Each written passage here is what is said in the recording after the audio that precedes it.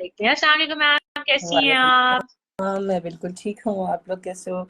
कहाँ है अल्हम्दुलिल्लाह। हमारी डॉक्टर आप आ ताहिरा? रहे हो? बस मैंने उनको ग्रुप में तो लिंक भेज दिया है। हाँ, अब देखते हैं कि वो आती हैं कि नहीं। इंशाल्लाह आएंगी, इंशाल्लाह। आज में नहीं आएंगी। उन्होंने अपने फेसबुक पे डाला हुआ भी है हाँ कि जी। New timings and coming live. हाँ जी। तो तो आ जाएंगी वो थोड़ी देर में। इंशाल्लाह। जब तक आप सवालात सारे इकट्ठे कर लीजिए और लोगों को अपना कांटेक्ट वगैरह बता दीजिए, हाँ, सो ये मैं दैट वी जरूर कर कैन। देती हूँ कांटेक्ट का। कांटेक्ट का अलबत्ता मैं पहले कर देती हूँ। अ, हाँ, वैसे ये मैं बता दूं अपने व्यूअर्स को कि अगर आप चाहते हैं कि आपके सवालों के जवाब हम अगले सेशन में दें, तो ऐसे करें कि आप हमें मैसेज करें व्हाट्सएप पे 0333 0194 726 पर। मैं फिर से ये नंबर बोलूंगी, हमें व्हाट्सएप पे आप मैसेज करें 0333 0194 726 पर। आप जितने डिटेल में जाना चाहते हैं आप प्लीज जाएं, मगर उस डिटेल के साथ आप अपनी एज और वेट बताएं, ताकि फिर उस हिसाब से डॉक्टर तायरा आपके सवालों का वही स्पेसिफिक जवाब फिर दे सके। और अभी हमें ज्वाइन करेंगी। अस्सलाम वालेकुम मैम, कैसी हैं आप? हम आ हेलो। गए। हेलो लोग जी। अमेरिका की सैरें कर रहे हैं। अब बस क्या करें, मजबूरी ऐसे कहते हैं, मजबूरी। मजबूरी क्यों? क्या माशाल्लाह मजबूरी बच्चे हैं भाई वहां पे, ऐसा क्या हाँ, तो मजबूरी है? वही ना कि अगर बच्चे ना होते तो कौन इतना लंबा सफर करके आता। इट्स हम्म, लाइक ये बहुत लंबा सफर है। और बहुत। बहुत ज्यादा। और और उससे और बहुत टायरिंग है। और उसके बाद टाइम लैग बहुत ज़्यादा है। लेकिन वही बात है कि बच्चों ने अब उसे अपना देश बनाया है। हम्म, ये तो तो क्या है। करें। तो ये इसलिए तो है। पिछली दफा जो है वो मैं ट्रैवल कर रही थी और मैं कैलकुलेट कर रही थी। असल में आपको जवाब देने में भी इसलिए देर हुई कि मैं कैलकुलेट कर रही थी कि whether I can do it और नॉट। हम्म, लेकिन वो पता मुमकिन चला कि नहीं टाइम हो। टाइम हाँ, डिफरेंस बहुत। बस हम्म, चलें, आज ऐसे। आज आज आप आ गई, बस दैट्स ग्रेट। हाँ जी। और जी, बस हम थोड़ी सी फ्राइडे का बात यही करेंगे, हाईलाइट है। फिर हम सवालात जवाबात करेंगे। सो डॉक्टर ताहिरा, मुझे असल में दो तीन क्या, एक मेन इशू जो दिमाग में घूमता रहता है वो ये कि आप अक्सर कहती हैं कि नॉर्मल डिलीवरी से सी सेक्शन बेहतर होता है, और दुनिया ये कहती है कि जी नॉर्मल होना चाहिए और औरत को उस दर्द से हाँ गुजरना जी। चाहिए और सारा कुछ। आप कहती हैं कि नहीं, सी सेक्शन से उसकी जिंदगी बच, मतलब उसकी बॉडी बेहतर रहती है और वो वेयर एंड टेयर कम होता है। तो थोड़ा सा हमें उसके बारे में खैर आपने लिखा इतना ज्यादा है पर वो लोग पढ़ते नहीं ना, तो अब आप बताएं उनको। लोग ना सिर्फ मैं एक तो ये सबसे पहली बात ये है कि दुनिया में ये बात इस प्रोग्राम के हवाले से सब सुन लें। दुनिया में औरतों के मरने की शरह में हम्म, पाकिस्तान नंबर 1 बात है। है। हम और अफगानिस्तान। बिल्कुल। इमेजिन करें कि दुनिया के जितने भी 186 कंट्रीज और जितना हम अपने आप को जितना मर्जी ग्लैमराइज कर लें, लेकिन डिलीवरी में, जचगी में, जचगी से रिलेटेड प्रॉब्लम्स में हम सरे फहरिस्त हैं, अफगानिस्तान के साथ हैं। तो आप मुझे बताएं कि आप कहाँ की बात करते हैं। सबसे पहली बात तो ये। और दूसरी बात ये कि उन खवातीन की मरने का ये शरह पे हमारे मुल्क में अनफॉर्चुनेटली इस पे कोई एक्टिव टेक नहीं है। और इसलिए नहीं है कि हम आबादी इस तेजी से बढ़ा रहे हैं कि अगर मेरे ख्याल में सरकारी तौर पे हर दूसरे दिन भी एक अस्पताल बने तो हम तब भी उसको कोप नहीं कर सकते। मैं इस बारे में पिछले मेरा ख्याल 1-2 हफ्ते मैंने शायद इस बारे में बात की है फेसबुक पे। और आप सोचें कि बच्चे पैदा करने के बारे में या उनकी तादाद के बारे में या सिजेरियन के बारे में वो इस कदर लोगों का यानी रिजेंटमेंट सामने आई है कि मैं पढ़ के पास दफा हैरान रह जाती हूँ कि ये 21वीं सदी के लोग हैं जिनके हाथ में स्मार्टफोन और इंटरनेट से वो मुस्तफीद हो रहे हैं और बातें वो कर रहे हैं 1901 की कि ये फितरती अमल है, ये है, ये वो है, औरत को इससे गुजरना चाहिए। दिस इज एक्चुअली पेट्रियार्की, जो औरत के लिए कोई भी सहूलत सामने लाने के लिए तैयार नहीं है, और उसमें औरतें भी शामिल हैं क्योंकि कंडीशनिंग हुई हुई है।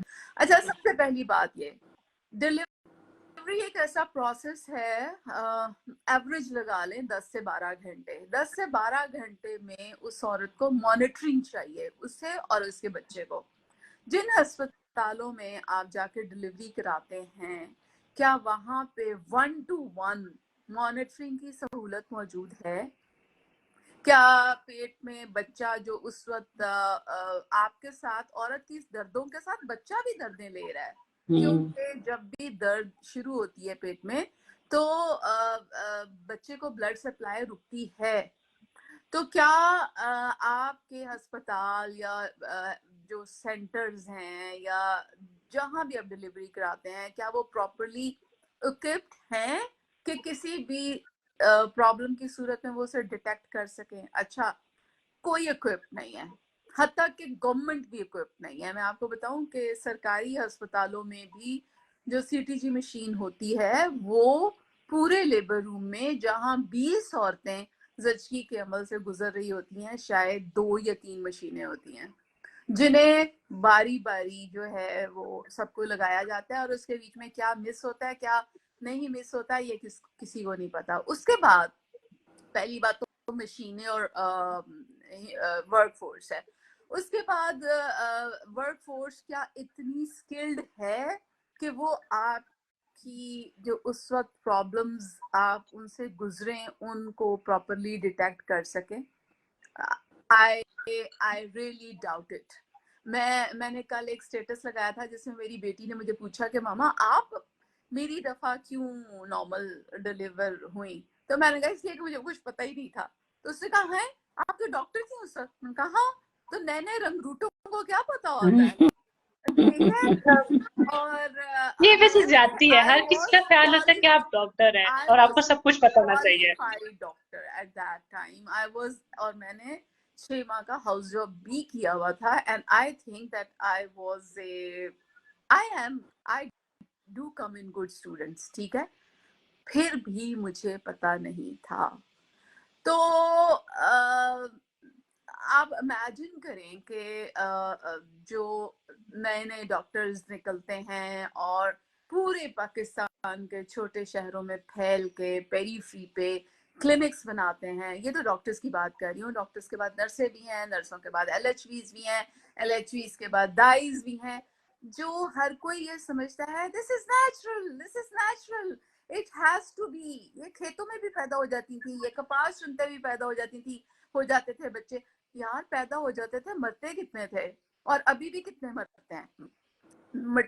मोर्टेलिटी रेट पहले जमानों में भी बहुत हाई था, और पाकिस्तान के लिए तो अब भी बहुत हाई है, ठीक है। हमने उस सिलसिले में कोई काम बहुत, जो अगर कोई किया भी है तो बहुत कम किया है, और अगर वो काम हुआ भी है तो वो बड़े शहरों तक महदूद है। तो सब लोग पिंडी, लाहौर, इस्लामाबाद, कराची नहीं रहते, असल दुनिया कहीं और रहती है। अच्छा, एक तो ये बात हो गई। उसके बाद जो मैं आपको कह रही हूँ कि डिटेक्ट कौन करेगा कि इस वक्त जो है वो माँ और बच्चा मुश्किल में है। अच्छा, वो पॉइंट भी गुजर गया। अब आता है कभी कभार मुझे, आई नो कभी कभार मैं बहुत ब्लंट हो जाती हूँ, आई नो। कल मैंने अपना स्टेटस एक लगाया था जिससे मैं चिढ़ के ब्लंट हुई थी कि लोग कहते हैं कि वजाइना बनी ही इसीलिए है, पेल्विक फ्लोर बना ही इसीलिए है, मसल्स जो हैं वो गिव वे करते हैं। मैं आपको इसकी एक मिसाल देती हूँ। इलास्टिक वाली पजामे या शलवारें हम सब ने पहनी है, अभी भी पहनते हैं, ठीक है। आप मुझे ये बताएं कि वो इलास्टिक जो होता है वो थोड़ा सा खिंच के पहले अकोमोडेट करता है, ठीक है, बिल्कुल ठीक रहता है। कुछ अरसे बाद उस इलास्टिक को क्या होता है, वो ढीला पड़ वो जाता है। ठीक खत्म हो जाती है। इलास्टिसिटी खत्म, वो इलास्टिक खत्म, ढीला, अपनी लाइक बेकार। आप वो पजामा या शलवार या जिस चीज में भी आपने इलास्टिक डाला हुआ है, आप वो नहीं पहन सकते। तो आप मसल्स को इलास्टिक समझें।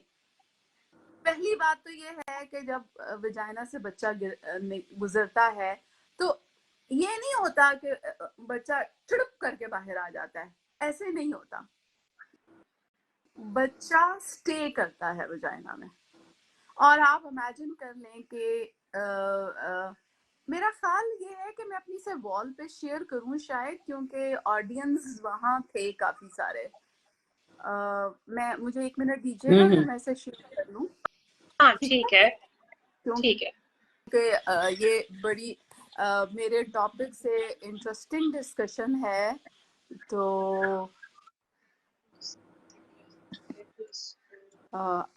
I think that it will, अंजी आप जरा मेरी वॉल पे झाती मारिएगा कि वहां पे शेयर हुई है कि नहीं। मैं भी देख लेती हूँ आपकी वॉल मेरी पे, वॉल एक पे, मिनट। क्योंकि कंप्यूटर से जाना आसान है, मेरे फोन से जाना जरा हाँ हाँ पहले मैं। जी, हाँ जी है, आपकी वॉल पर है, अच्छा, आपकी वॉल पर है। ठीक है। तो अच्छा, अब ये है कि जब वो स्टे करता है तो अच्छा, मिनिमम बच्चा भी जो एवरेज वेट है वो 3 किलो तो होता ही है, 3 से ऊपर तो जाहिर है बहुत ले। अच्छा, अब 3 किलो का जो बच्चा है, इमेजिन के लोगों को इंटरकोर्स करना कितना मुश्किल लगता है, ठीक है, और पीवी करवाना कितना मुश्किल लगता है। पीवी होता है जो ये 2 उंगलियां डाल के अंदर वजाइना को एग्जामिन किया जाता है। तो देखें, ये सिर्फ 2 उंगलियां हैं, और ये 2 उंगलियां भी जब वजाइना में जाती हैं तो खवातीन को बहुत ज्यादा पेन होती है, ठीक है। अब वो वजाइना जो ये 2 उंगलियां अकोमोडेट नहीं करती, वहां से एक बच्चे ने बाहर आना है, और वो पेल्विक फ्लोर पे उसका सारा प्रेशर इस, अच्छा, वजाइना और इर्द गिर्द वाले सारे एरिया को पेल्विक फ्लोर कहते हैं। पेल्विक फ्लोर पे उसका प्रेशर रहना है, ठीक है। घंटा, 1.5 घंटा, 2 घंटे, 3 घंटे, 3 घंटे तक वो सेकंड स्टेज जो है, यानी जब बच्चा उधर होता है, वो चल सकता है।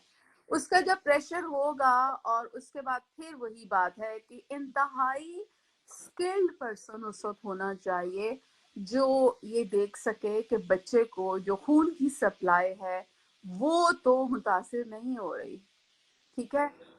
और यानी ये कोई अनड्यू देर तो नहीं हो रही। अच्छा, चलें, वो मरहला भी गुजर गया, बच्चा बाहर निकलने वाला है। अब वजाइना का इतना सा जो सुराख है उससे निकलना बहुत मुश्किल है। तो उसमें एक वजाइनल वॉल में एक कट लगाया जाता है जिसे एपिज़ोटमी कहते हैं, या लेमन लैंग्वेज में छोटा ऑपरेशन कहते हैं। अब उस वक्त जब आप कट लगाते हैं तो सोचे पूरी की पूरी vaginal wall, it's not only in skin और एनीथिंग, पूरा वजाइनल मसल यानी जो वॉल है वो पूरी वॉल काटी जाती है।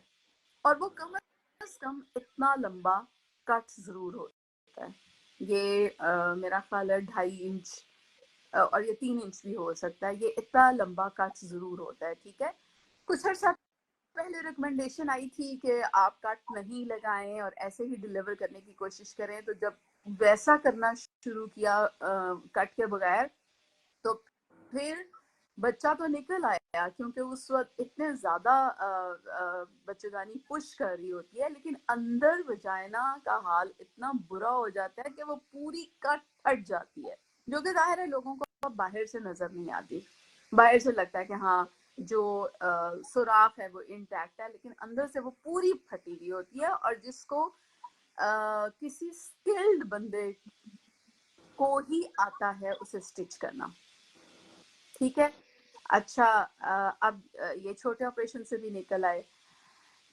ये एरिया इतना कॉम्पैक्ट है कि इसमें सारे आपका पेशाब का सिस्टम और पखाने का सिस्टम यहीं पे है। ये लोग पता नहीं ये क्यों भूल जाते हैं। और पेशाब और पखाने को कंट्रोल करने वाले नर्व्स, यानी जो जिस वक्त आपको पेशाब आया होता है और आप नहीं कर पाते, और तो आपका ब्रेन बेसिकली पेशाब वाले मसल्स को बताता है नर्व्स के थ्रू कि अभी नहीं खुलना जब तक बाथरूम ना आए, ठीक है। और पखाने वाले मसल्स को भी बताता है कि अभी तुमने खुलना नहीं है, अभी जब तक बाथरूम या टॉयलेट करीब ना हो। तो ये सारा नर्व्स का खेल है। अब आप ये सोच लें कि अगर ब्रेन से आने वाली नर्व्स डिस्कनेक्ट हो जाए या डिस्ट्रॉय हो जाए तो क्या होगा? मैसेजेस आना बंद हो जाएंगे। हाँ, मैसेजेस आना बंद हो जाएंगे और क्या होगा पेशाब और पखाने को?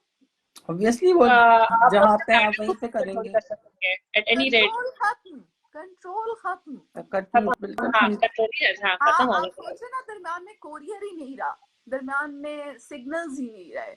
और एक तो ये कि नर्व्स डिस्ट्रॉय हुए, और ये रिसर्च है कि हर डिलीवरी में लॉस ऑफ नर्व्स होता है, ये डिस्कवर हो चुका है। दूसरी चीज ये है कि मसल्स जो यानी मसल्स को आप समझे कि वो गेट कीपर हैं, वो पेशाब वाली नाली के आगे भी गेट कीपर, यानी एक तो मैसेजेस आएंगे तो एक एक्चुअली गेट कीपर खड़े हैं, ठीक है। जिस मिसाल के तौर पे इट लुक्स लिटिल रफ, लेकिन मुझे लगता है कि मिसाल देने के लिए, मिसाल के तौर पे आप गैस पास करना चाह रहे हैं लेकिन आप सोचते हैं कि अभी नहीं की जा सकती, तो आप जो गेट कीपर है उसको दबा लेते हैं बाय वॉलंटरी एफर्ट कि अभी गैस रिलीज ना हो। अगर ये गेट कीपर डिस्ट्रॉय हो जाए फिर क्या होगा? ऑब्वियसली गैस हर वक्त निकल सकती है विदाउट योर वांटिंग और नॉट वांटिंग इट। गैस और पखाना भी। बिल्कुल। अच्छा, हाँ, आपका तो कंट्रोल खत्म हो जाता है। ये भी प्रूव हो चुका है रिसर्च से, ठीक है। तो मुझे ये बताएं कि ये वजाइना है, इसके आगे पेशाब वाली नाली है, इसके पीछे पखाने वाली नाली है। डोंट यू थिंक कि जब बच्चा ऐसी जगह पे 3 घंटे जोर लगा के बाहर निकलता है तो वो पेशाब वाली नाली पे भी और पखाने वाली नाली पे भी उसका असर डालता है? Don't you think, isn't it logical? बिल्कुल। अच्छा, और फिस्टुला फॉर्मेशन तो एस्टैब्लिश चीज है जो कि लाइक बहुत एक्सट्रीम केसेस में होता है कि बच्चा बहुत ज्यादा वहां पे फंसा रहे, 20 घंटे गुजर जाएं और लेबर ना हो सके, तो उसके बाद वो वहां पे बकायदा सुराख बन जाता है वजाइना और मसाने के दरमियान, या वजाइना या पखाने की नाली के दरमियान, और पूरा रास्ता खराब हो जाता है। ये तो है एक्सट्रीम केसेस जो फिस्टुला बनते हैं। अच्छा, अब ये जो मैंने बताया इनसेंसिबल लॉस ऑफ नर्व्स और ट्रॉमा टू द मसल्स, ठीक है, ये एस्टैब्लिश्ड है, हो चुका है कि, और इसको इसलिए बहुत ज्यादा इसकी तरफ तवज्जो नहीं दी जाती कि वही बात है, ये मैकेनिज्म है, ये शुरू से होता आया है, औरतों ने ऐसे ही पैदा करने हैं, फितरत है, फलां है, ढमकां है। औरत दूसरे दिन काम के लिए खड़ी हो जाती है, तीसरे दिन चलना फिरना शुरू कर देती है, ब्ला ब्ला ब्ला ब्ला ब्ला। हम वैसे फितरत के नाम पे हम पेन को बहुत ग्लैमराइज करते हैं, और साथ एक ये भी अजीब चीज है कि हम पेन को ये भी कहते हैं कि वो बर्दाश्त नहीं दर्द करती, तो वो अच्छी इंसान भी नहीं है। Why she should tolerate pain? Pain hmm, is a very traumatic thing. और हम्म, ठीक है, जब ये फितरत या जो भी शुरू हुआ ये सिस्टम, फितरत तो ये भी है कि आप घर ना बनाएं, आप ओपन में रहें। फितरत तो ये भी है कि आप कपड़े नहीं पहने। ये लाइक फितरत तो ये भी है कि आप जाके शिकार खुद करें, ये एवरीथिंग इज फितरत, because when we came to this ये इस यूनिवर्स में, ये अर्थ पे जब हम आए तो हर चीज, कुछ भी नहीं था और हर चीज फितरत थी।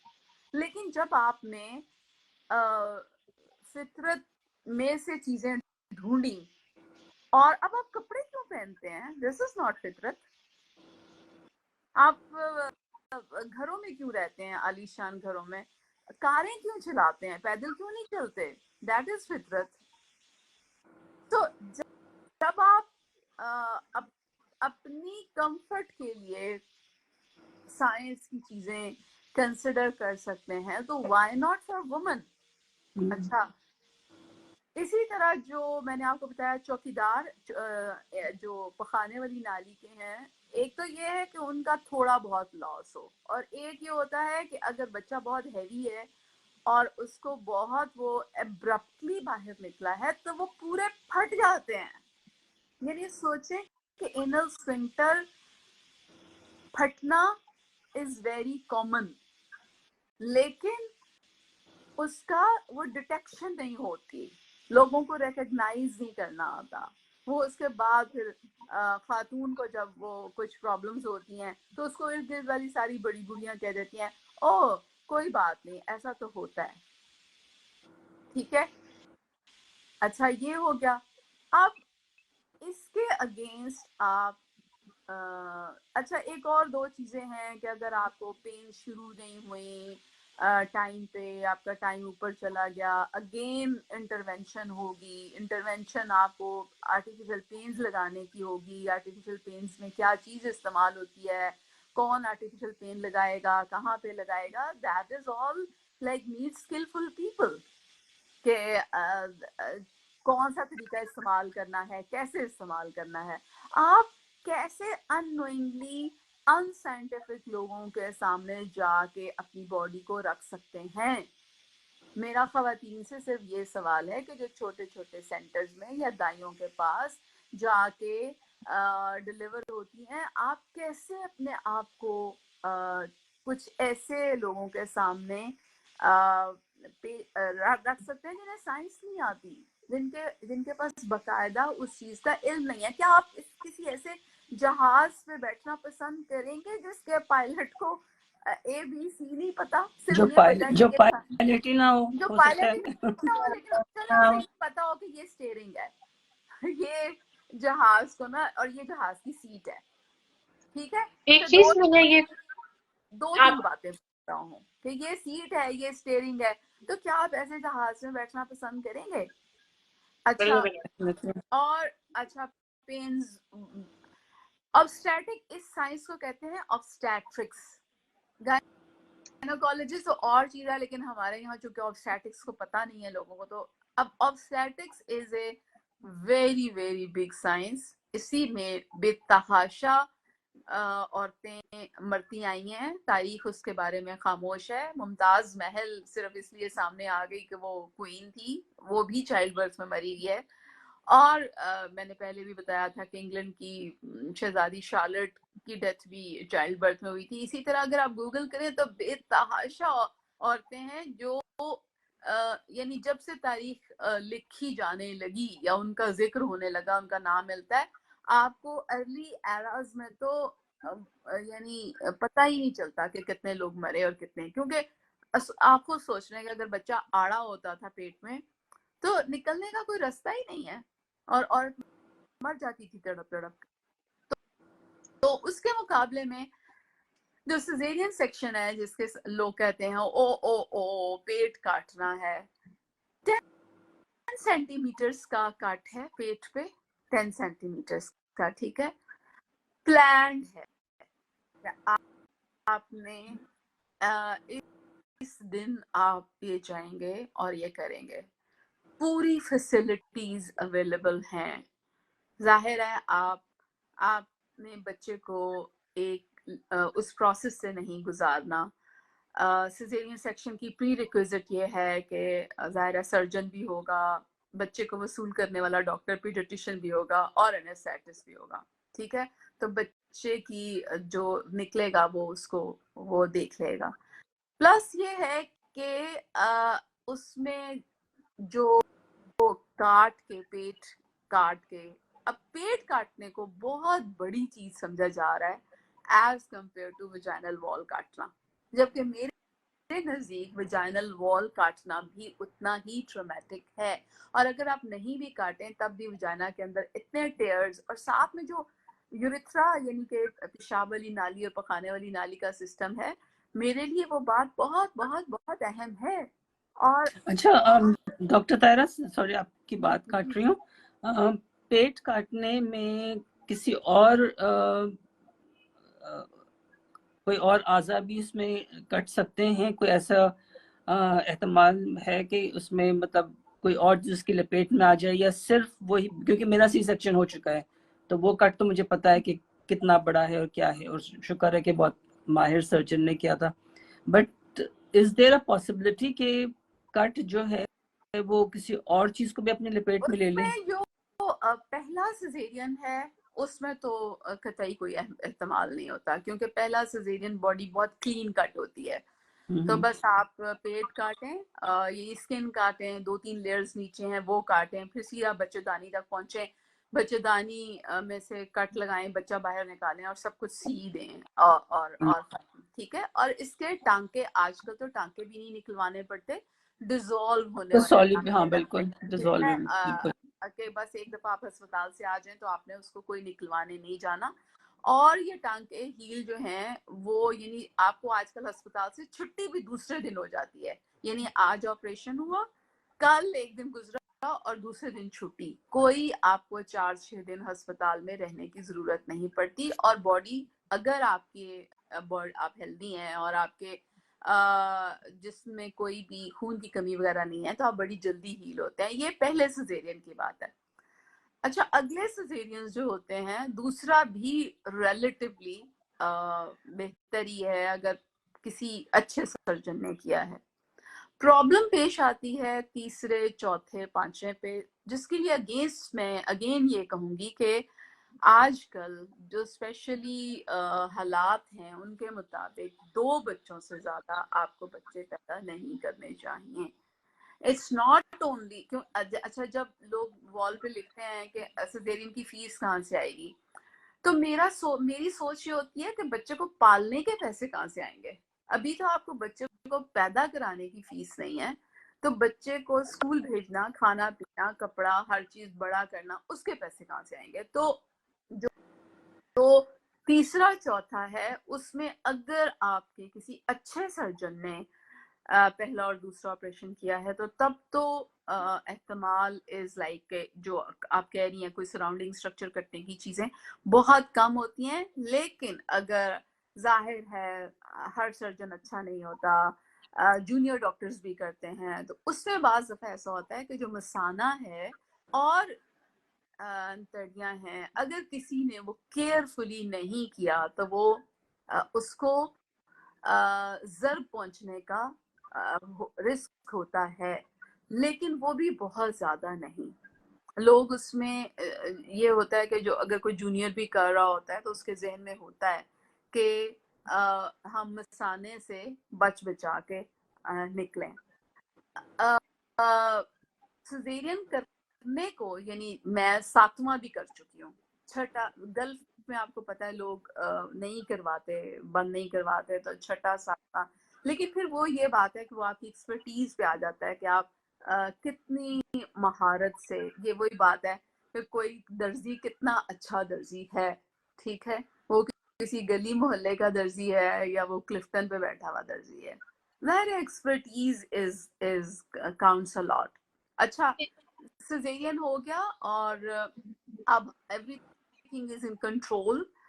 अब बहुत सारे लोगों ने ये लिखा है कि सिजेरियन के बाद जीना दूभर हो जाता है, कमर में दर्द हो जाती है, ये हो जाता है, कमर में जो टीका लगता है। अच्छा, कमर में जो टीका लगता है, मेरी दोस्त हैं डॉक्टर रोमाना, वो इंग्लैंड में एनेस्थेटिस्ट हैं, अगली दफा हो सकता है हम उन्हें इनवाइट कर लें कि वो आके बताएं। कमर में टीका लगने का कोई ताल्लुक नहीं है कमर दर्द से। ये हो सकता है आपका गलत पोस्चर हो, आप झुक के वजन उठाती हो, आप गलत पोस्चर पे उठती बैठती हो, आपका वजन बहुत सिजेरियन के बाद ज्यादा हो गया हो, और अक्सर औरतों ने लिखा है कि जी हमारा सिजेरियन के बाद वजन बहुत ज्यादा हो गया, इसलिए कि आप लोग अगर पंजीरियां खाएंगे और डाइट कैलोरी इनटेक अगर आप 2000 की बजाय 5000 कैलोरीज खा रहे हैं कि जी हमें ताकत पहुंच जाए, तो आप ये सोच लें कि वो बाकी 3000 कैलोरीज आपकी बॉडी में किधर जमा होगी। अच्छा सॉरी डॉक्टर तारा, एक और मिथ भी है जो मुझे ज़ाहिर कि मेरे सिजेरियन को तो कुछ 30-32 साल हो चुके हैं, मगर जो मिथ थी वही थी कि आप एक्सरसाइज नहीं कर सकती। आप पेट को कम करने की for almost like good 6 months आप इस तरह की कोई हैवी के लाइट एक्सरसाइज भी नहीं कर सकती। सो वो भी मुझे लगता है मिथ थी, और हम वो चूंकि ज़ाहिर मिथ है। बेवकूफ आप थे, हमने, और उसी में फिर वजन भी बढ़ा आपका। 4 वीक्स के बाद, अच्छा वॉक तो आप, मेरा ख्याल है कि आप 2-2.5 हफ्ते के बाद ही आप यानी वॉक शुरू कर सकते हैं। देखें बात यही है ना कि आपको लगता है हीलिंग, अगर आपकी स्किन हील हो गई है तो आप ये यकीन कर लें कि अंदर से भी हीलिंग ऐसी ही हो रही होगी। ऐसा नहीं हो सकता कि स्किन हील हो जाए ऊपर से और अंदर से सारे जो ऑर्गन्स हैं वो खुले पड़े हों, और अगर अंदर से ऑर्गन्स खुले पड़े होंगे तो वहां से तो ब्लीडिंग शुरू हो जाएगी। ब्लीडिंग रुकने का सबसे बड़ा चीज ये होती है कि जो भी कट लगाया था वो आपस में जुड़ जाए। तो 4 हफ्ते के बाद तो आप कोई भी एक्सरसाइज कर सकते हैं। पेन इशू होता है बाज लोगों को ज्यादा, लेकिन वो पेन की वजह वही है कि अगर आप अपनी बॉडी पे वजन ज्यादा बढ़ा लें और अगर आप बाकी हेल्थ का ख्याल ना रखें। हमारे यहाँ ज्यादातर औरतें अनीमिक हैं, अनीमिया कोई ट्रीट नहीं करेगा। हीमोग्लोबिन आप करवा के देखें, 12-13 किसी का भी नहीं होगा। ज्यादातर लोग जो हीमोग्लोबिन पे वो हैं वो 9-10 पे चलते हैं। इट ऑल काउंट्स, ठीक है। उसके बाद आप यानी हमारे यहाँ लोग एक्सरसाइज का भी नहीं पता, आपको अपने पोस्चर का भी नहीं पता कि आपने बैठना कैसे है, वजन उठाना है कि नहीं उठाना, पाँव के बल बैठ के आपने काम करना है या नहीं करना। Nobody knows these health techniques, ठीक है। तो अब लोगों को यानी नॉर्मल वेजाइनल डिलीवरी और सिजेरियन, भाई अगर आप 8-10 बच्चों की लाइन नहीं लगाना चाहते और अगर आप अपनी बीवी को सेहतमंद देखना चाहते हैं, देखिए किसे बुरा लगता है कि आपकी बीवी 50-60 की उम्र को पहुंच के भी हेल्दी और डॉक्टर के पास चक्कर कम से कम हो। क्या आपके लिए ये बात बेनिफिशियल नहीं है? बजाय ये एक बूढ़ी तो चलें, काश ये बात आपकी सारे शौहर हजरात भी सुन लें। अच्छा एक और चीज, उसके बाद मर्द हजरात को ये भी शिकायत हो जाती है कि वजाइना ढीली पड़ गई है, आप जाके से कसवा के लाओ। हाय, आप कैसे कसवाएंगे भाई? आपके पास जो भी तरीके हैं सर्जरी में, वो सिर्फ लाइक बाहर वाला जो वो है इंट्राइटिस जिसे कहते हैं, आप खाली उसे ही किसी हद तक तंग कर सकते हैं। जहां से बच्चे का सर, वही इलास्टिक वाली बात है, जहां से वो सारे मसल्स जो हैं वो इलास्टिक की तरह खुल गए हैं, वो वापस नहीं जा सकते। अच्छा, एक और बात जो खवातीन को फिर जरा थोड़ी देर में पता चलता है, जो जोर लगाना है, आप खुद सोचें अगर कभी आप कॉन्स्टिपेटेड हो, कब्ज हुई हो, तो किस कदर तकलीफ है जोर लगा के फीकल मैटर निकालना। और सोचिए कि ये आपने 2-2.5-3 घंटे एक बच्चे के लिए शदीद तरीन जोर लगाना है, तो जो आपके पेल्विक ऑर्गन्स हैं, यानी जो ये बच्चेदानी के इर्द गिर्द वाली चीजें हैं या बच्चेदानी हैं, डोंट यू थिंक आप वो ढीली पड़ेंगी? ये सारी मसल्स हैं, ये सारे इन्हें हम सॉफ्ट टिश्यूज कहते हैं। जब हड्डियां कमजोर पड़ सकती हैं तो ये तो सारे सॉफ्ट टिश्यू, तो उसका नतीजा ये क्या होता है कि औरत अगर थोड़ी सी बड़ी उम्र पे पहुंचे और उसने बहुत ज्यादा जोर लगा लगा के बच्चे पैदा किए हों तो बच्चेदानी बाहर लटकना शुरू हो जाती है। अब मुझे बताएं कितने लोगों ने, कितने हस्बैंड्स ने अपनी बीवी की बच्चेदानी बाहर लटकती हुई देखी होगी, जो कि बकायदा टांगों के बीच में रगड़ खा रही होती है। और आप मतलब और उसको तो उसका कोई हल नहीं होता सिवाय इसका कि उसका ऑपरेशन किया जाए। और उसमें भी लोग इतने एम्बैरेस्ड होते हैं, मतलब अच्छे खासे पढ़े लिखे लोग, कि they don't want to do it. पहले वो बताते नहीं है कि प्रॉब्लम क्या है, कि ये बहुत ही एम्बैरेसिंग है कि जी टांगों के बीच में कोई चीज बाहर लटक रही है, ठीक है। उसके बाद और फिर बाज दफा उसके लटकने से आपका पेशाब रुक जाता है, क्योंकि पेशाब की नाली भी तो साथ ही है ना, और बाज दफा पखाने पे असर पड़ता है क्योंकि उसकी नाली भी साथ ही है। तो जब बच्चेदानी लटकती है तो पेशाब की नाली भी लटकती है और पखाने की नाली भी लटकती है। अब ये बात, ये कौन सोचता है? सो इन द लॉन्ग रन, अगर आपको अपनी बीवी जो आपकी लाइफ पार्टनर है, जिसको अभी आप जिसकी हर बात ठट्ठों में उड़ा रहे हैं, लेकिन आपने जिंदगी इसी के साथ गुजारनी है, अगर आपको एक हेल्दी और खुश ह्यूमन बीइंग के तौर पे आपने उसे देखना है, तो आप उसकी हेल्थ मैटर्स को प्रायोरिटी दें। बिल्कुल। Thank you so much doctor Tahira. मतलब इस पे तो मेरे ख्याल से हर हफ्ते भी हम बात करें तो कम है, मगर अभी इंजी के पास आई एम श्योर सवालात भी होंगे, क्योंकि लास्ट वीक भी हम नहीं थे।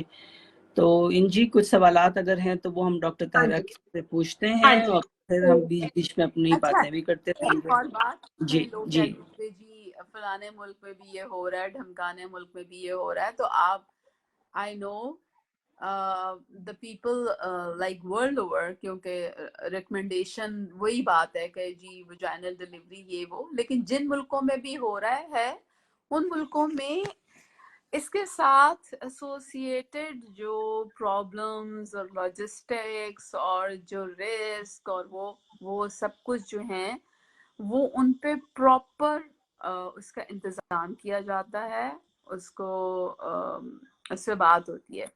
मैटरनल मोर्टेलिटी रेट मैंने आपको बताया था, पाकिस्तान का जो डॉक्यूमेंटेड है, और मेरा ख्याल कि वो सही है, वो है अगर 1,00,000 बच्चा पैदा हो तो उसमें से 360 या 70 औरतें जो हैं वो मर जाती हैं, और इट्स अ ह्यूज नंबर।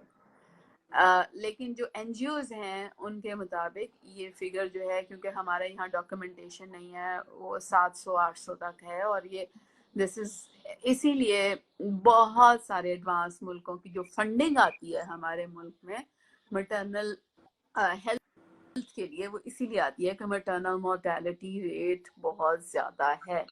अभी आप सोचें कि गल्फ में जहाँ मैं रहती हूँ मैटरनल मोर्टेलिटी रेट जो है वो बहुत कम है, और उसके बावजूद अगर, यानी आप सोचें कि 10 या 15 कुछ इस तरह से साल में, ये एनुअल होता है काउंट, ठीक है, उसके बावजूद जो औरतें यानी जिनकी डेथ होती है उनके मुतल्लिक इंक्वायरी टीम बैठती है, जो एक एक पॉइंट को डिस्कस करती है कि वाज इट अवॉइडेबल और वाज इट अनअवॉइडेबल। ये देख के मेरा दिल दुखता है। Where are we? बिल्कुल। चलें अंजी, अब आप सवाल। अच्छा, ये खातून है, इनकी उम्र 26 है और इनके हस्बैंड की एज 27 है, और साथ में इन खातून की जो वेट है इट्स 45। अच्छा, इनके शादी को 2 साल हुए हैं, प्रेगनेंसी नहीं हुई, तो मैंने अपने कुछ टेस्ट करवाए, रिपोर्ट सही आने के बाद डॉक्टर ने हस्बैंड का टेस्ट करवाने को कहा। शादी के 9 महीने बाद हस्बैंड का टेस्ट हुआ तो पता चला 90% स्पर्म एबनॉर्मल और नो एक्रोसोम। हस्बैंड की मेडिकेशन स्टार्ट हुई तो अगस्त 2023 में उन्हें डायबिटीज डायग्नोस हुआ, और उसके बाद सितंबर 23 में मुझे भी डायबिटीज का पता चला। हस्बैंड का HbA1c 13.3 और मेरा HbA1c 10.5 आया। हम दोनों ने अपना शुगर लेवल कंट्रोल किया और नवंबर 2023 में मेरी प्रेगनेंसी हो गई। मुझे डॉक्टर्स ने इंसुलिन पर रखा, प्रॉपर डाइट फॉलो करती रही और मेडिसिन अलग। प्रेगनेंसी के 12th वीक को मुझे हल्की स्पॉटिंग हुई, तो मैंने अपनी डॉक्टर से कंसल्ट किया। अल्ट्रासाउंड से पता चला कि बेबी की हार्ट बीट एब्सेंट है, और 25 जनवरी 2024 में मेरी DNC हो गई। अब डॉक्टर कहते हैं मैं अपना HbA1c 6 करने के बाद ही प्रेगनेंसी की तरफ जा सकती हूँ, अदरवाइज फिर से मिसकैरेज के चांसेस है। प्लीज मुझे गाइड करें कि मैं अपनी प्रेगनेंसी सेफ कैसे रख सकती हूँ। मैं कराची से हूँ और हमारी डेली रूटीन के खाने में कार्ब्स ही यूज होते हैं। एज 26, 27 और A1C 13 and 10। मेरे खुदाया, मैं दीवार में टक्कर मारूं, सर दीवार में दे मारूं। लेकिन उनकी वेट 45 है। 45 है या 25? 45, वेट 45 है। वेट नहीं, एज। अच्छा, एज इनकी 26 है। हाँ, हस्बैंड की हाँ। तो आप सोचें इस एज में इतनी हाई डायबिटीज। आपको पता है जो और फिर कार्ब्स ही खा रहे हैं, कार्ब्स ही खा रहे हैं। ये यानी कि जो 26, 27 में जिनका A1C 10 और 13 पहुंचा हो, उन्हें तो मेरा ख्याल है घास फूस पे चले जाना चाहिए। आप सोचें कि जो डायबिटीज है वो डायग्नोज होती है 6.5 पे, और जो प्री डायबिटीज है वो शुरू हो जाती है 5.7 पे। तो चूंकि मैं डायबिटोलॉजिस्ट भी हूँ, तो मैं हर किसी को ये एडवाइस करती हूँ कि आप हमेशा अपना A1C जो है वो 5.7 से कम रखने की कोशिश करें। और कम रखने के तरीके क्या हैं कि आप अपनी डाइट में से, क्योंकि डायबिटीज है ही कार्ब्स की बीमारी, इंटॉलरेंस टू डायबिटीज, और हमारे यहाँ चूंकि खाई ही कार्ब्स जाती हैं, इसलिए हमारे यहाँ शुगर बहुत ज्यादा कॉमन है। तो इसको अवॉइड करने का या इसको ट्रीट करने का तरीका ये है कि से नो टू रोटी, चावल, आलू, मीठा, जूसेस, स्वीट्स, एवरीथिंग। और आप क्या खाएं? आपने खाना है सिर्फ सब्जियां और सैलड्स हर किस्म के, और अगर प्रोटीन्स अफोर्ड कर सकें तो वो, क्योंकि प्रोटीन्स भी ज़रूरी होते हैं। लेकिन वही बात है कि आप अपनी महंगाई का देख लें वो कहाँ पे पहुंची हुई है। इन्हीं के तवज्जुह से मैं बाकी लोगों को भी ये कह दूं कि आप अपना A1C सिर्फ और सिर्फ नीचे की तरफ तब ला सकते हैं जब अपना डाइट पूरा कंट्रोल करें, और साथ में अब चूंकि ये इनकी बड़ी हाई डायबिटीज थी तो दवाइयाँ भी खाएं। डायबिटीज का प्रेगनेंसी अच्छा, पे बहुत इसमें वॉक करना कोई एक्सरसाइज, हाँ बहुत। एक्सरसाइजिंग तो खैर वो तो नहीं है। जितनी ज्यादा आप एक्सरसाइज करेंगे उतना ही आपके लेवल्स जो हैं वो अच्छे रहेंगे, क्योंकि मसल्स जो हैं वो जब आप एक्सरसाइज करते हैं तो वो इस शुगर लेवल को कम करने में आपकी बहुत ज्यादा हेल्प करते हैं। इसीलिए जिन लोगों ने हेल्दी रहने का, जिन्हें वो हो, उन्हें daily exercise and minus carbs diet की तरफ बहुत यंग एज से चले जाना चाहिए, स्पेशली हमारे मुल्क में जहाँ डायबिटीज बहुत ज्यादा कॉमन है। लेकिन वही बात है कि मिथ्स इतनी ज्यादा हैं। अच्छा, अब डायबिटीज का बहुत ज्यादा नेगेटिव असर है प्रेगनेंसी पे। अगर प्रेगनेंसी के शुरू में डायबिटीज हाई हो तो एक तो बेबी अब नॉर्मल होगा, और उस एबनॉर्मेलिटी की वजह से मिसकैरेज हो जाएगा। तो डॉक्टर्स ने बिल्कुल सही कहा है कि इन्हें अपना A1C 6 से भी कम लेकर आना चाहिए at the time of conception. लेकिन उसके बाद एक और बात भी है कि हस्बैंड का स्पर्म काउंट भी ठीक नहीं है। एक और क्वेश्चन जो मेरे जहन में आता है, that is like little bit rough question या क्रूड कह लें। दोनों इतना स्ट्रगल कर रहे हैं, अपनी बॉडी के साथ, how they will produce that child and will do a successful या अच्छी parenting. You need healthy parents, not the parents struggling with health issues. Exactly. It's unfair with that child also. He needs बिल्कुल perfect healthy parents to look after him and to run behind him and to you know. अब ये एक और चीज है जिसपे लोग कहेंगे कि मैं बहुत ब्लंट मेरा ओपिनियन है, लेकिन मैं प्रो चाइल्ड हूँ। मैं यानी मेरा ख्याल ये है कि इस दुनिया में आने वाला हर बच्चा बेहतरीन डिजर्व करता है। You cannot bring children only for the sake of your, desires. You have to see that whether you are fit or not. So adoption would be one of this thing. Adoption भी है, लेकिन फिर वही बात है कि needs जो बच्चे की हैं, पहले तो ये है कि आप अपनी जिंदगी बेहतर करें, अपने आप को देखें कि इनके साथ आपने कैसे अपनी जिंदगी को बेहतर करना है, एंड देन आप अडॉप्शन की तरह या जैसे भी जाएं, क्योंकि आप जिस भी एक नए इंसान को इस कोरोना अर्ज पे लेके आते हैं, उस इंसान की नीड्स भी हैं, राइट्स भी हैं। बिल्कुल। क्या किस चीज पे बात कर रहे हैं Tasneem? I know it's mind boggling. जी आगे बढ़िए। मैं तो उदास हो जाती हूँ। Totally. अच्छा, या डेफिनेटली। अच्छा, ये इनकी उम्र है 50 और उन्होंने 3 बच्चे पैदा किए नॉर्मल डिलीवरी के साथ। उस वक्त तक periods always regular and painless, लेकिन अब frequent urination, sometimes I feel leakage, no sugar, no BP. लेकिन वो ये कहते हैं कि she is fit and active, और ये भी कि वो home remedies like apple cider vinegar और सॉल्टी वाटर के इस्तेमाल से कुछ आराम रहता है, लेकिन मुस्तकिल खत्म नहीं होती। I explained it why it happens. 3 बच्चे का जो था आउटकम वो अब नजर आ रहा है।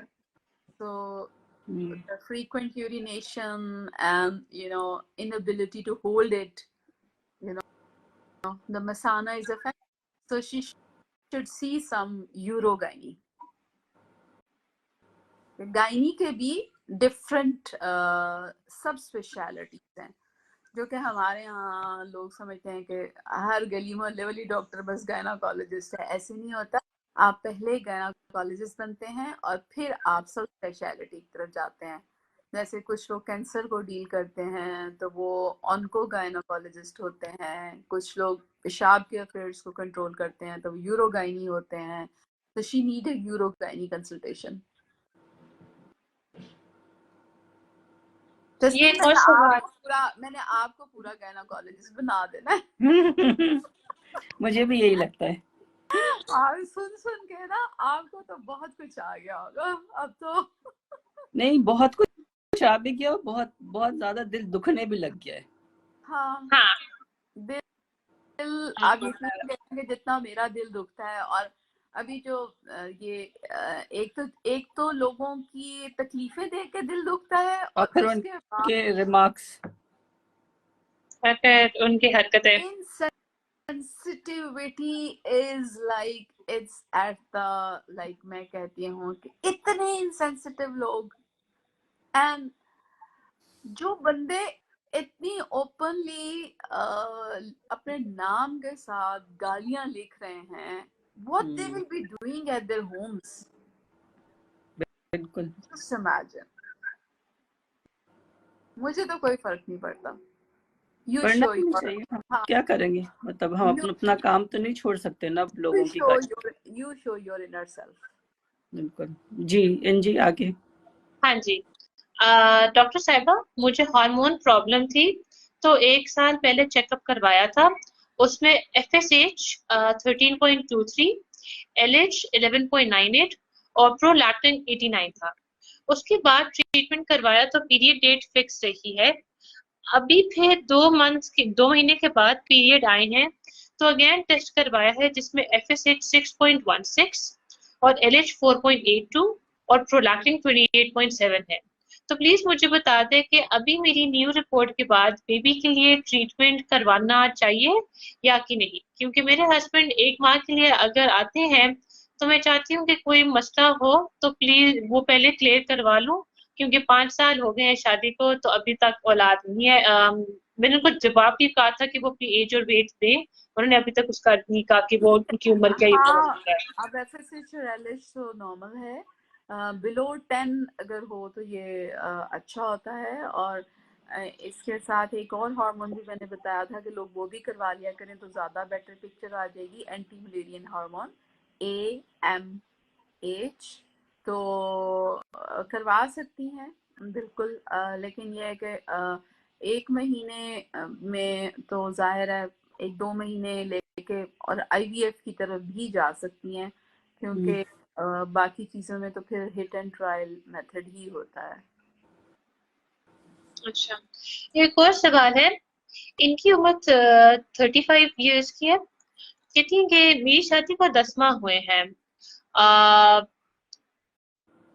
ये नवंबर अक्टूबर 12 2023 में मेरी लास्ट पीरियड की डेट थी। छठे महीने के शुरू में डॉक्टर ने बताया कि दिमाग के बच्चे के दिमाग में पानी है। इसके 10 दिन बाद डिटेल डिटेल अल्ट्रासाउंड पे पता चला कि मसला बढ़ चुका है। बच्चे के पाँव भी ठीक नहीं और कमर का मसला भी बताया। काफी डॉक्टर्स को चेक करवाया तो उन्होंने बोला कि अबॉर्शन करवा दें। प्रेगनेंसी में इस मसले का कोई हल नहीं और पैदाइश के बाद शंट सर्जरी होती है जिसमें दिमाग में शंट डाला जाता है, लेकिन इसमें भी चांसेस ज्यादा नहीं होते रिकवरी के और सर्जरी भी बार बार करनी पड़ सकती है। इसलिए मैंने 7वें महीने के शुरू में अबॉर्शन करवा लिया। अब एक तो इस मसले को डिस्कस की जाए कि इससे कैसे बचा जा सकता है, और दूसरा ये कि मुझे अब क्या एहतियात करनी है कि अगली प्रेगनेंसी में ये मसला ना हो। इसका एक थोड़ा सा इसका लंबा है।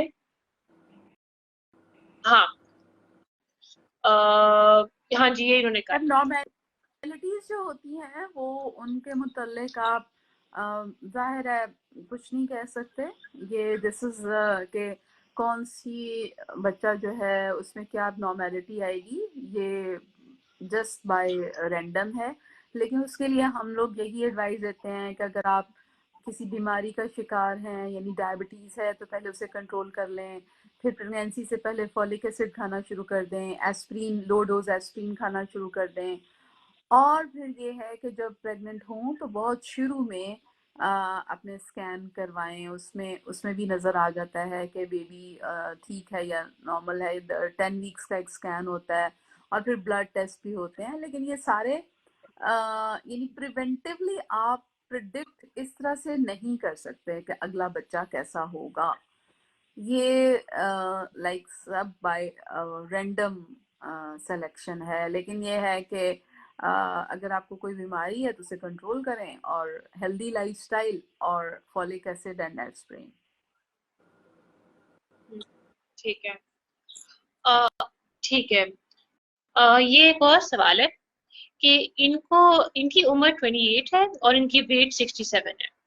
मुझे 3 से 4 महीने में ब्लीडिंग हुई थी। फिर इनफर्टी 5000 UI इंजेक्शन लगवाई थी। HP बढ़ाने के लिए क्या खाया जाए? 9 मंथ है, 9 मंथ्स की प्रेगनेंसी का, और नॉर्मल के चांस कैसे बढ़ाए जाएं? क्या क्या चीज उन्होंने पूछी है, कैसा बढ़ाया जाए? एचपी बढ़ाने के लिए क्या खाया जाए? एचबी बढ़ाने के लिए आप प्रोटीन ज्यादा खाएं, लीफी वेजिटेबल ज्यादा खाएं, ठीक है।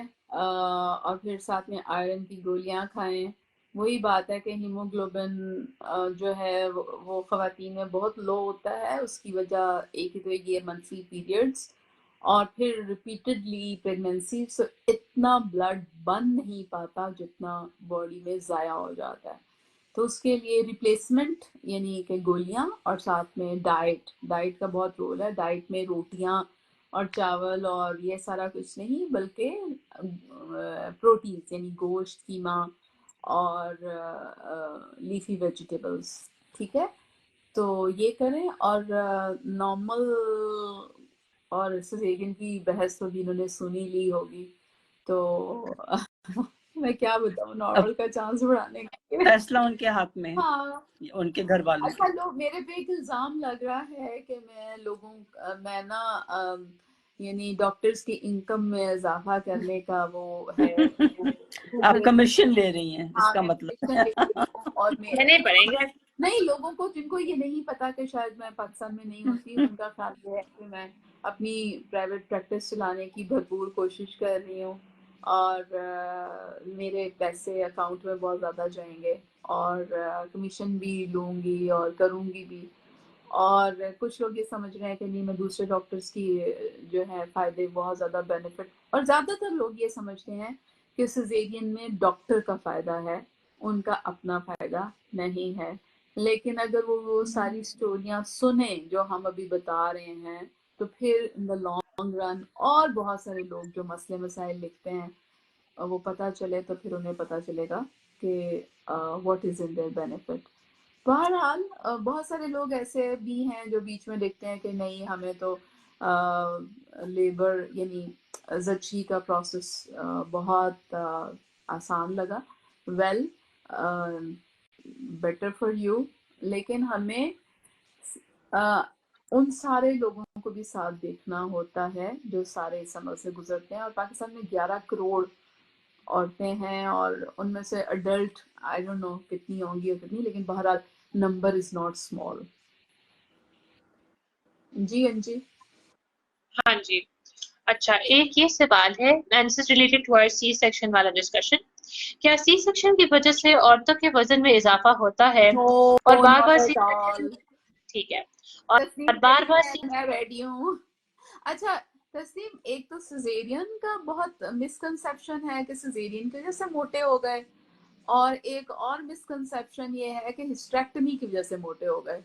अब खैर से अब मुझे आपका नहीं पता, लेकिन यहाँ तो मेरी ये नहीं हुई अभी तक। अच्छा, ये जो यानी हम आज से 10 साल पहले हिस्टेरेक्टमी के अमल से भी गुजर चुके हैं, तो मेरा ख्याल ये है कि कुछ ठीक ही नजर आ रही हूँ मैं। नहीं, मेरी दो दोस्तों ने कराया और उनके वजन में कोई इजाफा नहीं हुआ। नहीं, fine both of it them. Depends upon your diet, specially caloric diet. आप कितनी ज्यादा कैलोरीज लेते हैं। अभी मुझे एक खातून ने मैसेज लिखा हुआ था, मैं 9वें महीने में हूँ, बताएं क्या मैं दूध में घी डाल के पीना शुरू कर दूं। ओ माय अब आप ये अल्लाह। सोचें कि एक ऐसी खातून जिसका स्मार्टफोन है और इंटरनेट है और वो मुझे ये मैसेज कह रही है, तो मैं तो फिर ऐसे, मैं इतनी सड़ जाती हूँ ये मैसेज पढ़ के, कि ये मैसेज पढ़ के तो फिर मैं तो वो नहीं कहते, मेरा स्विच ही ऑफ हो जाता है, मैं इसका जवाब ही नहीं दे पाती। तो जिससे बहुत लोगों को ये शिकायत है कि मैं जवाब नहीं देती। तो एक तो ये है कि मेरा पॉइंट ऑफ व्यू ये होता है कि आप मेरी वीडियोस देखें, तो उस वीडियोस में बहुत सारी चीज़ें आपको मिल जाएंगी जो हम एक साल से डिस्कस कर रहे हैं, ठीक है। और फिर अगर आप किसी चीज़ का जवाब चाहिए हो और वो जवाब तलब बात भी हो, तो हाँ फिर जी, आप जी राइट, जी। मेरे ख्याल हाँ से जी, आखिरी सवाल करेंगे जी, फिर हम वाइंड अप करेंगे। हाँ ठीक है। तो ये वाली सवाल कर लेती हूँ। हाँ, मैम मेरी एक टॉपिक, मैम मेरी एक टॉपिक की वजह से सर्जरी सी सेक्शन हुई थी और और लेफ्ट ट्यूब रिमूव कर दी थी। लेकिन इस वक्त से अब तक 3 साल हो गए, पीरियड्स में नाकाबिल बर्दाश्त दर्द होती है, और इसके बारे में आप क्या कहेंगी कि क्या वजह हो सकती है? अच्छा, टॉपिक की वजह से जो ऑपरेशन होता है उसे सी सेक्शन नहीं कहते, लेकिन मेरा ख्याल में लोग ये समझते हैं कि पेट खोलना हमेशा सी सेक्शन ही है। अगर एक्टॉपिक हुई और ट्यूब निकालनी पड़ी तो उसे लेप्रोटमी कहते हैं अंग्रेजी में, लेकिन अगर उर्दू में बोलना हो तो आप कह सकते हैं कि हाँ, पेट खोल के उन्होंने ट्यूब निकाली। उसके बाद अगर पीरियड्स में, उसका वैसे पीरियड्स की पेन से कोई ताल्लुक नहीं है।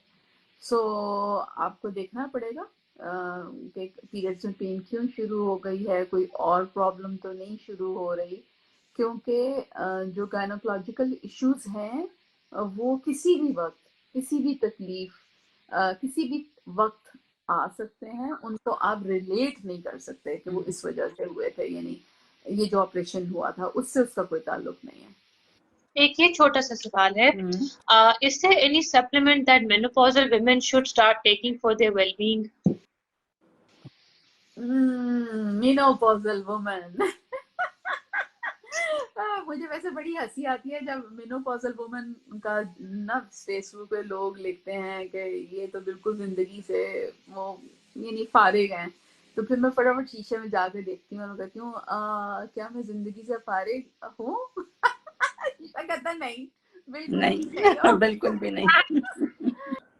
तो सप्लीमेंट एज सच नहीं है कोई भी, मतलब calcium with vitamin D that is must, ठीक है। और जिंक वो अच्छा है, मैग्नीशियम अच्छा। एक होते हैं मल्टी विटामिन, मुझे मल्टी विटामिन इतने अच्छे नहीं लगते, मैं अगर लूँ तो मैं अलहदा अलहदा लेती हूँ, यानी कैल्शियम विटामिन डी तो लेना ही है कि वो that is because that maintain your bone health. लेकिन और बहुत सारी चीजें जो हैं, वो जिंक है वो अलहदा से लिया जा सकता है, मैग्नीशियम है वो लिया जा सकता है, विटामिन बी है वो लिया जा सकता है, ठीक है। तो बेसिक बात ये है एक्सरसाइज एंड आप हेल्दी डाइट और वजन ना बढ़ने दें। वो कि आजकल मैं बहुत स्ट्रगल कर रही हूँ अपने वजन से। मैं भी चलें इंजी, अब आप करें खुदा हाफिज। So thank you so much doctor साहिबा। आपका क़याम यूएस में कब तक है, ताकि हम अपना शेड्यूल उसी हिसाब से बनाएं? अगले हफ्ते यहीं हम मिलेंगे, चलिए तो इसी वक्त मिलेंगे फिर इंशाल्लाह। बिल्कुल बिल्कुल ठीक है, क्योंकि ये लाइक मॉर्निंग है ना यहाँ पे, नहीं बिल्कुल हमें भी सही लगता है। ठीक है, thank you so much doctor साहब। थैंक यू डॉक्टर साहिबा, अल्लाह हाफिज। अच्छा, ये हमारे व्यूअर्स के लिए कि आप चाहते हैं कि अगर हम आपके अगले सेशन में डॉक्टर ताहिरा आपके सवालों के जवाब दें, आप प्लीज हमें व्हाट्सएप पे मैसेज करें इस नंबर पर 0333019476 पर। मैं फिर से नंबर रिपीट करती हूँ, आप हमें प्लीज व्हाट्सएप करें 0333019476 पर। आप जितनी डिटेल में जा सकते हैं प्लीज जाएं, बस 2 शर्त ये है कि आप अपनी एज और वेट बताएं, और ये भी कि आप सिर्फ अल्ट्रासाउंड की तस्वीरें ना भेजें, आप प्लीज बताएं कि उसमें इश्यू क्या है, ताकि फिर उस हिसाब से हम आपकी मदद कर सकें। और यस, ये भी चीज है। और साथ में आप हमें ट्विटर पे भी फॉलो कर सकते हैं और इंस्टाग्राम पर भी। और आप चाहते हैं कि आप पुराने एपिसोड्स भी देखें, तो अक्स का अपना यूट्यूब पेज है, अक्स डिजिटल स्टूडियोज के नाम से, जो कि ये वाले एपिसोड्स अपलोड कर देता होता है। सो आप वहां भी जाकर आप ये देख सकते हैं, इस सेशन को भी आप देख सकते हैं। और डॉक्टर ताहिरा का पेज तो मौजूद ही है, तो उसमें भी देख लीजिए। वहाँ तो बहुत कुछ, वहाँ तो बहुत कुछ चलिए, थैंक यू। ओके, वहाँ ड्रामा और फिल्म भी चल रही होती है साथ में। बिल्कुल ओके, अगले हफ्ते मुलाकात होती है। खुदा हाफिज। इंशाल्लाह, अल्लाह हाफिज।